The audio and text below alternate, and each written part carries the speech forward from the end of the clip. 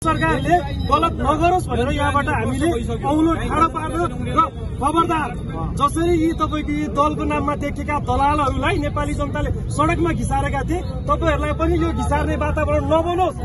हाम्रो नेपाली जनताको साथ हुने काम गर्नुहोस् र तपाईको जेनजीहरुको माग के थियो त्यो अनुसार तपाईको चाहिँ अब अघि बढ्नुहोस् भन्न चाहन्छु र हाम्रो अबको कार्यक्रम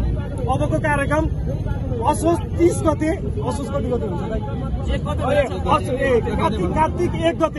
कार्तिक 1 गते शनिबार हामी यहीँबाट नारायणहिटीसम्म जाने हाम्रो कार्यक्रम रहन्छ। सम्पूर्ण देशभक्त राजभक्त न्याय प्रेमी सम्पूर्ण नेपाली दाजुभाइ तथा दिदीबहिनीलाई यहाँ उपस्थित भइदिनुलाई हार्दिक अनुरोध गर्छौं र आज तपाईको हामीले आज कार्यक्रम गर्न सकेनौं किनभने प्रशासनले हामीलाई आज कार्यक्रम नगर्नुहोस् भनिसकेपछि हामीले गरेनौं। तैपनि आज यो अर्को कार्यक्रमको लागि तपाईहरु यहाँ उपस्थित भइदिनु भयो। सम्पूर्ण हार्दिक नमन गर्दै आजको कार्यक्रम चाहिँ समापन भएको बुझाएको छ।